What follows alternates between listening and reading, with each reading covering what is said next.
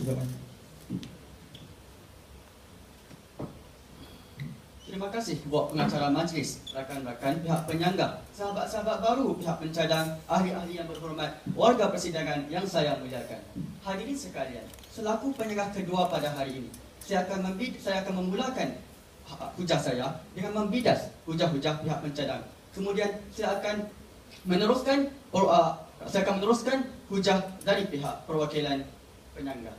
Hadirin sekalian, mari kita lihat pembidasan saya terhadap hujah pihak pencadang supaya kita dapat melihat di mana permata dan di mana kaca, namun jauh hari jua yang mengenal manikam. Hadirin sekalian, saya akan memulakan sesi saya dengan membidas hujah-hujah pencadang yang pertama. Beliau mengatakan bahawa peningkatan kadar jenayah ini, iaitu peningkatan kadar jenayah yang dilakukan oleh influx pendatang asing ini akan menjejas keselamatan negara. Namun hadirin sekalian, dengarkanlah. Jenayah di kawasan kejiranan yang telah mengalami imigrasi besar-besaran dari Eropah Timur sejak 10 tahun yang lalu telah menurun dengan ketara menurut kajian terhadap keresahan warga asing di UK.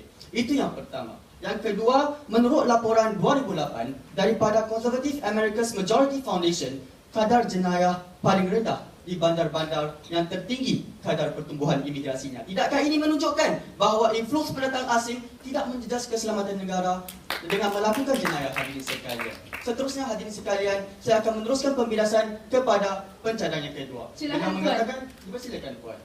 Anda telah mengatakan bahawa kadar jenayah di beberapa negara telah menurun, bukan? Tapi anda juga harus menitik beratkan bahawa sistem penguatkuasaan di negara itu juga kuat. Mungkin itu adalah faktor yang menyebabkan kerosotan dalam kadar jenayah itu. Maka hadirin sekalian, beliau telah mengatakan bahawa iaitu kawalan dalam negara itu kuat. Makanya mereka tidak mengaitkan kawalan ini dengan influx pendatang asing. Ada perbezaan di sini, tuan. Hadirin sekalian, seterusnya, pencadang kedua tadi ada mengatakan bahawa apabila seseorang itu ditikam, adakah kita akan menunggu untuk Tuan. Maaf Puan, adakah kita akan menunggu untuk melihat kesannya? Hadirin sekalian, apa kalau seseorang yang ditikam itu dia berada dalam pihak yang salah? Itulah kerana pihak kami telah menyatakan bahawa kita akan melihat influx pendatang asing ini, kesan dari influx pendatang asing ini dalam jangka masa yang panjang, supaya kita dapat melihat di mana yang baik, di mana yang buruk, di mana yang boleh diperbaiki dan di mana yang boleh diasingkan. Hadirin sekalian, selesai untuk perbidasan. Hadirin sekalian, hujah kedua kami akan menerangkan tentang aspek politik, iaitu yang pertama, influx pendatang asing mungkin menjejas keselamatan negara dengan cara mengundi, dan yang kedua dengan cara menggulingkan dengan kekerasan. Hadirin sekalian, seperti yang maklum, hanya warga negara sesebuah negara itu sahaja yang boleh mengundi, yang boleh mengambil bahagian dalam undian. Makanya influx pendatang asing, seberapa banyak pendatang asing yang tiba di sesebuah negara itu, mereka tidak akan dapat mengambil bahagian dalam undian. Itu yang pertama. Yang kedua, menggulingkan dengan kekerasan, saya cerakinkan kepada dua, iaitu yang pertama, rusuhan, dan yang kedua, kudeta. Rusuhan, hadirin sekalian, apabila kita meneliti rusuhan-rusuhan yang telah berlaku,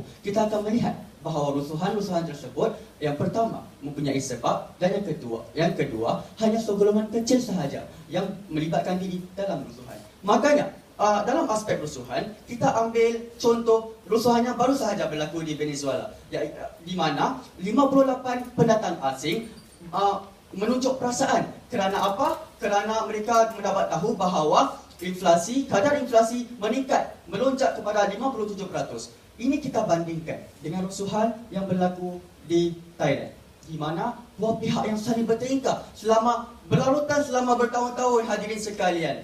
Dan apakah sebabnya? Ialah untuk meruntuhkan pihak pemerintah. Ini, hadirin sekalian, kita dapat melihat bagaimana warga tempatan inilah yang mempunyai jumlah yang banyak yang ingin meruntuhkan pemerintah mereka sendiri. Dan di Venezuela pula kita dapat melihat bagaimana mereka hanya menunjukkan rasa tidak puas hati terhadap aspek ekonomi ini.